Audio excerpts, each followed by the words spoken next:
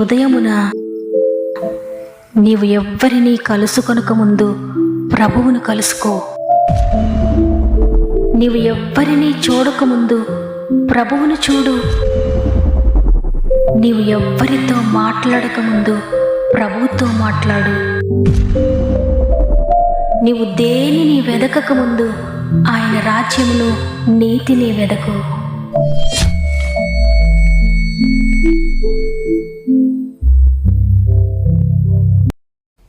Praise the lord.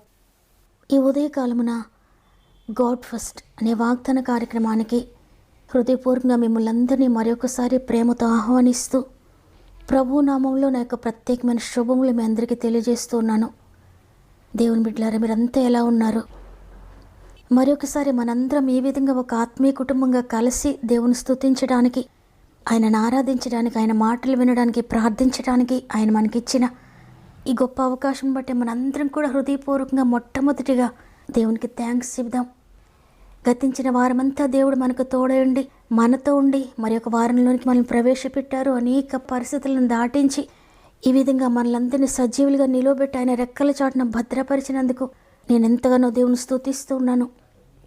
ఇంతగా మనల్ని ప్రేమించి ఇంతగా మనపై కృప చూపిస్తూ నడిపిస్తున్నాడు. ఇక ముందు కూడా తప్పక మిమ్మల్ని నడిపిస్తారు. కాబట్టి ఏ పరిస్థితులు ఎదురవుతున్నా భయపడకండి. దేవుని బట్టి ధైర్యం తెచ్చుకోండి. ప్రతిరోజు మనతో చెప్తున్నారు, నేనున్నాను, భయపడకండి అని. ఆయన మనకు తోడుగా ఉండగా పర్వతములు తొలగిపోయిన, మెట్టలు తత్తరిలిన ఆయన కృప మాత్రం విడిచిపోదు. ఆయన కృపపై ఆధారపడండి. ఆయన కృపలో నిలిచి ఉండండి. ఆ కృపే మిమ్మల్ని నడిపిస్తుంది. మీరు ఇంకెవరికైనా ప్రేయర్ రిక్వెస్ట్ ఉంటే తప్పకుండా కామెంట్స్ రూపంలో నాకు తెలియచేయండి. మీ అందరి కొరకు ప్రార్థిస్తున్నాను. మీరు కూడా పట్టుదలతో ప్రార్థించండి. ప్రతి పరిస్థితిలో ప్రభు బాధలు పట్టుకోండి. మీ ప్రార్థన ప్రతి పరిస్థితిని దాటించబోతుంది. ఏ అనారోగ్యంతో ఉన్నా, ఏ వేదనలో ఉన్నా చివరి ప్రార్థనలు ఏకీభవించండి. ఈరోజు పరిశుద్ధాత్మ దేవుడు మిమ్మల్ని అందరినీ తాకబోతున్నాడు. విశ్వాసంతో ఏకీభవించండి. అద్భుతాలు చూడబోతున్నారు. సమస్త మహిమ, ఘనత, ప్రభావములు దేవునికే చెల్లునుగాక. ఈ ఆదివారమున, ఈ పునరుత్థాన దినమున దేవుడు మనకు అనుగ్రహిస్తున్న శ్రేష్టమైన వాగ్దానం కీర్తనలు 9వ అధ్యాయము 10వ వచనము. యెహోవా, నిన్ను ఆశ్రయించు వారిని నీవు విడిచిపెట్టువాడవు కావు. కావున నీ నామమెరిగిన వారు నిన్ను నమ్ముకుందురు. ఆమేన్. ఈరోజు ఈ మాటలు వింటున్న ప్రియ సహోదరి, ప్రియ సహోదరుడా, దేవుని నమ్మకత్వాన్ని తెలియజేస్తున్న మాట. ఇక్కడ భక్తుడు దేవుని నమ్మకత్వాన్ని గురించి మాట్లాడుతున్నాడు. ఆయనను ఆశ్రయించిన వారిని ఆయన ఎంత నమ్మకంగా నడిపిస్తాడో, వారికి ఎంతగా తోడై ఉంటాడనేది ఈ మాట ద్వారా మనకు అర్థమవుతుంది. ఈరోజు చీకటి పరిస్థితులు మీరున్నారా? గాఢంధకారంలో ఉన్నారా? మీ జీవితంలో ఎదిరిన పరిస్థితులు మిమ్మల్ని నలగొడుతున్నాయా, విరగొడుతున్నాయా? విరిగిపోయి నలిగిపోయి జీవితం ఎటుపోతుందో కూడా తెలియని పరిస్థితిలో ఉండి మీరు ఆయనపై ఆధారపడి ఆయనను ఆశ్రయించి ఆయన కొరకు ఎదురు చూస్తున్నారా? అయితే ఎంత మాత్రం భయపడక్కర్లేదు. ఎందుకంటే ఆయన నిన్ను ఎప్పటికీ విడిచిపెట్టి వెళ్ళిపోడు. ఎవరైనా ఆశ్రయిస్తారో వారు ఏ స్థితిలో ఉన్నా, ఎంత చీకటిలో ఉన్నా, ఎంత నలిగిపోయిన స్థితిలో ఉన్నా కూడా వారికి తోడయండి, వారికి ఆశ్రయముగా ఉండి వారిని విడిచిపెట్టగా నడిపిస్తాడు. ఈ అద్భుతకరమైన విషయాన్ని ఎవరైతే తెలుసుకుంటారో, ఆయన నామమును ఎవరైతే ఎరిగి ఉంటారో వారందరూ కూడా ఆయనను విడిచిపెట్టరు, ఆయనను నమ్ముకుంటారు. ఆయన సహాయము తీసుకొని ఆయనతో కలిసి ప్రయాణిస్తారు. అందుకే వాక్యం సెలవిస్తూ ఉంది, తమ దేవుని ఎరుగువారు బలము కలిగి గొప్ప కార్యములు చేయుదురు అని. అంటే ఎవరైతే ఆయనను రుచి చూచి తెలుసుకుంటారో, ఆయన ప్రేమను, ఆయన కృపను ఎరిగి ఉంటారో, రుచి చూస్తారో, వారు ఆయన శక్తిని ఎరిగిన వారుగా ఉంటారు, ఆయన సమర్థతను ఎరిగిన వారుగా ఉంటారు. కాబట్టి వారు శ్రమల్లో కూడా ధైర్యంగా ఉంటారు, బాధల్లో కూడా ధైర్యాన్ని కోల్పోరు. ఏ పరిస్థితికైనా చాలిన దేవుడు నాకున్నాడు, ఆయన నన్ను ఎప్పటికీ విడిచిపెట్టడు అనే నమ్మిక కలిగి ఉంటారు. అందుకే ఇక్కడ దావీదు మాట్లాడుతున్నాడు, నేను ఆశ్రయించిన నామము అన్ని నామముల కంటే పైనున్న నామము. ఎవరైతే ఆ నామమును ఎరిగి ఉంటారో వారికి ఆయన ఆశ్రయంగా ఉంటాడు. వారిని ఏ కన్నీటి పరిస్థితిలోనైనా, ఏ ఇరుకులోనైనా, కరువైన ఖడ్గమైన ఏదైనా సరే ఎప్పుడు కూడా విడిచిపెట్టడు. వారికి ఒక షెల్టర్గా ఉంటాడని ఇక్కడ భక్తుడు తెలియజేస్తున్నాడు. బైబిల్ గ్రంథంలో ఈ చివరి నుండి ఆ చివరి వరకు మనం చదివినట్లయితే ఎవరైతే ప్రభువును హృదయపూర్వకంగా నమ్మారో ఆయన శక్తిని తెలుసుకున్నారో, ఆయన కార్యంలో రుచి చూచారో, వారు గాఢాంధకారంలోకి వెళ్ళిపోయినా భయపడలేదు. ఎట్టి పరిస్థితులైనా మరణం ఎదురైనా కూడా భయపడలేదు. మరణించడానికి కూడా సిద్ధపడిపోయారు. సింహాల బోన్లో వేస్తుంటే సింహాలకు ఆహారం అయిపోవడానికి సిద్ధపడిపోయాడు దానియేలు. అగ్నిగుండంలో వేస్తుంటే అగ్నికి ఆహుతైపోవడానికి సిద్ధపడిపోయారు షడ్రక్, మేషక్, అబేద్నెగోలు. భయంకరమైన కష్టాల కొలిమిలో ఉన్నప్పుడు యోబు కష్టమైన, నష్టమైన, మరణమైన పర్వాలేదన్నాడు. అబ్రహాము వయసంతా దాటిపోయి ఇక పిల్లలు పుట్టరు అనే స్థితికి వచ్చినప్పటికీ కూడా ధైర్యాన్ని విడిచిపెట్టలేదు. ఆయన ఏది ఇచ్చినా పర్వాలేదు, ఏది ఇవ్వకపోయినా పర్వాలేదు, ఆయన ఉన్నవాడు అనువాడు. ఆయన ఒక్కరు ఉంటే మాకు చాలు అని దేవుని కొరకు విశ్వాసంతో నిలబడిపోయాడు. యేసుప్రభు శిష్యులు 12 మంది కూడా ఆయన కొరకు ప్రాణాలు తెగించి సేవ చేశారు. చివరకు ప్రాణాలు అర్పించేశారు, హతసాక్షులుగా మారిపోయారు. ఎందుకంటే వారికి తెలుసు, ఈ లోకంలో ప్రాణం పోయినా పర్వాలేదు, సమస్తము కోల్పోయినా పర్వాలేదు, పునాదులు గల ఆ పట్టణం కొరకు మేము ఎదురు చూస్తున్నాము, శాశ్వతమైన నివాస స్థలంలోనికి మేము వెళ్ళబోతున్నామనే నిరీక్షణతో ఉన్నారు. అందుకే శరీరాన్ని పట్టించుకోలేదు, లోకాన్ని పట్టించుకోలేదు, కష్టాలను పట్టించుకోలేదు. ఆయన ఎవరో వారికి తెలిసిపోయింది కాబట్టి బాధలు, కష్టాలు, శ్రమలు అన్నీ మర్చిపోయి ప్రభువుకు మొదటి స్థానం ఇచ్చారు. ఆయన రాజ్యానికి, ఆయన నీతికి మొదటి స్థానం ఇచ్చారు. ఈరోజు ఈ మాటలు వింటున్న ప్రియ సహోదరి, ప్రియ సహోదరుడా, ఈరోజు నీవు దేనిపై ఆధారపడుతున్నావు? దేవునిపై ఆధారపడుతున్నావా? దేవునిని ఆశ్రయిస్తున్నావా?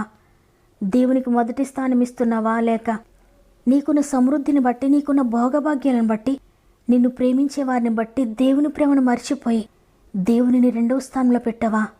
దేవునితో నీవు ఎటువంటి సంబంధాన్ని కలిగి ఉన్నావు? దేవుడు నిన్ను పరిశీలించి చూస్తూ ఉన్నాడు. నీ జీవితంలో అనేక కార్యములు ఇంకా జరగకపోవచ్చు. అయితే నీవు దేవుని ప్రేమించే అనుభవంలో ఉంటే, దేవుని సన్నిధిలో కనిపెట్టే అనుభవంలో, ఆయన చిత్తానుసారంగా జీవించే అనుభవంలో నీవు ఉంటే, నీవు ఒకవేళ ఆయన మర్చిపోతావేమో, నీవు ఒకవేళ ఆయన విడిచిపెడతావేమో, కానీ ఆయన మాత్రం ఎప్పటికీ నిన్ను మర్చిపోడు, నిన్ను విడిచిపెట్టడు. కాబట్టి ఉదయాన పూర్తిగా మన జీవితాన్ని దేవునికి సమర్పించుకుందామా? ఆయనను మాత్రమే ప్రేమించే వారిగా ఉందామా? నీవు గనుక ఆ అనుభవంలోనికి వస్తే ఏ పరిస్థితిని ఎదుట ఉన్నా భయపడక్కర్లేదు, దేనికి దిగులు చెందాల్సిన అవసరం లేదు. ఎందుకంటే సృష్టికర్త నీకు ఆశ్రయముగా ఉన్నాడు.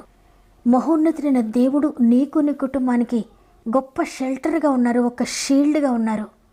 కాబట్టి అందరం కూడా, అవునయ్యా, నీ శక్తిని నేను ఎరిగి ఉన్నానయ్యా, నీ ప్రేమను నేను ఎరిగి ఉన్నానయ్యా, నీవెవరో నేను తెలుసుకున్నానయ్యా, నీ నామం నేను ఎరిగి ఉన్నానయ్యా అని ఆయన హృదయపూర్వకంగా స్తుతిందాం. ఎరిగి ఉన్నానయ్యా, నీకేది అసాధ్యము కాదని తెలుసుకున్నానయ్యా, నీవెప్పుడు మేలు చేస్తావని. ఎరిగి ఉన్నానయ్యా, నీకేది అసాధ్యము కాదని తెలుసుకున్నానయ్యా, నీవెప్పుడు మేలు చేస్తావని. మార్పులేని దేవుడనీవని మాట ఇచ్చి నెరవేర్చుతావని, మారని వాగ్దానములు మా కొరకే దాచి ఉంచినావయ్యా. మారని వాగ్దానములు మా కొరకే దాచి ఉంచినావయ్యా. ఎరిగి ఉన్నానయ్యా, నీకేది అసాధ్యము కాదని తెలుసుకున్నానయ్యా, నీవెప్పుడు మేలు చేస్తావని.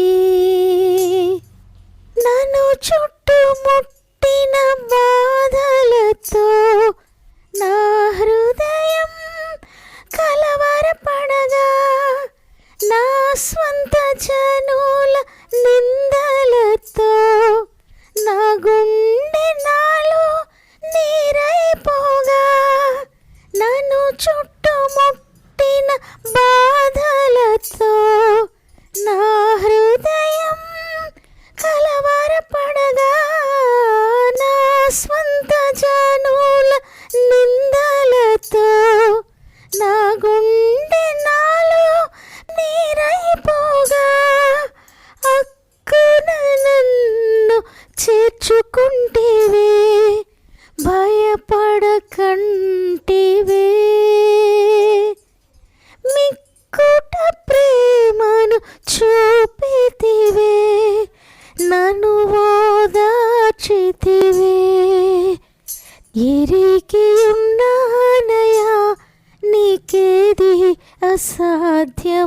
కాదని తెలుసుకున్నానయా,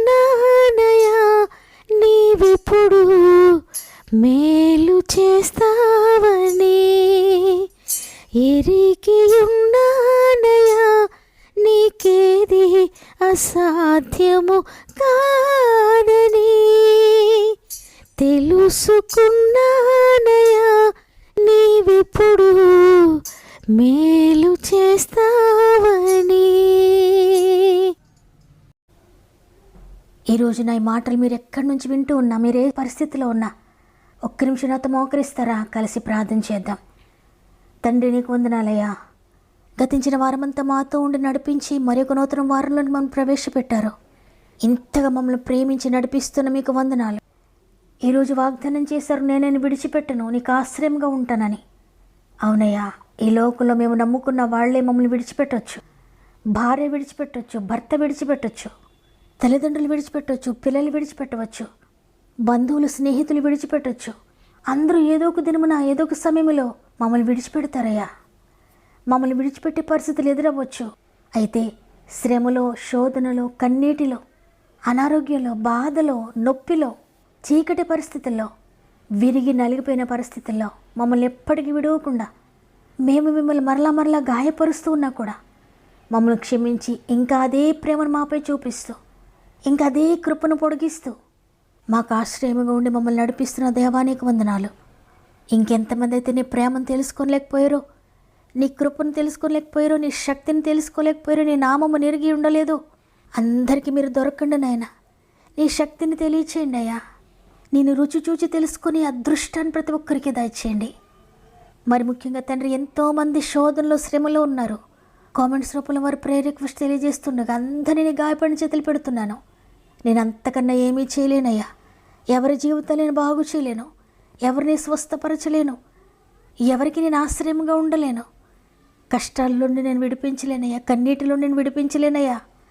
కానీ ఒకటి నాకు తెలుసు, ఒకటి ఎరిగి ఉన్నాను, విడిపించగలిగిన వాణిని తెలుసుకున్నాను. ఆయన చేతులకు అప్పగిస్తున్నాను. పరిశుద్ధుడా, ప్రతి ఒక్కరి సమస్యలు మీరు తీసుకోండి.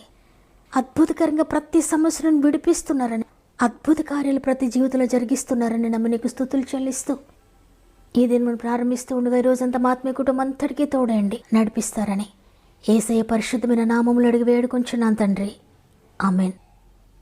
ఈరోజు వాగ్దానం విన్న ప్రియ చెల్లి, ప్రియ తమ్ముడు, ఇంతవరకు ఆయనను పూర్తిగా మీరు తెలుసుకోలేదేమో. ఇక నుండైనా ఆయన శక్తిని తెలుసుకోండి, ఆయన ప్రేమను రుచి చూడండి. ఇక మీ సమస్యలు, మీ శోధనలు ఎన్నైనా ఇక దేనికి భయపడక్కర్లేదు. ఆయన ఆశ్రయముగా ఉంటాడు. నాతోనే దేవుడు మాట్లాడాడు అన్న వారందరూ కూడా ఆమెనని చెప్పండి. కామెంట్స్ ద్వారా తెలియచేయండి. మీకు అనుకూలమైతే తప్పక వాగ్దానాన్ని లైక్ చేయండి. మీకు తెలిసిన వారందరికీ షేర్ చేయండి. దేవుని చిత్తమైతే తిరిగి రేపు అందరం కలిసి ఆయన స్తుతిందాం. అంతవరకు ప్రభు మీకు, మీ కుటుంబాలకు తోడేండి నడిపించును గాక. God bless you.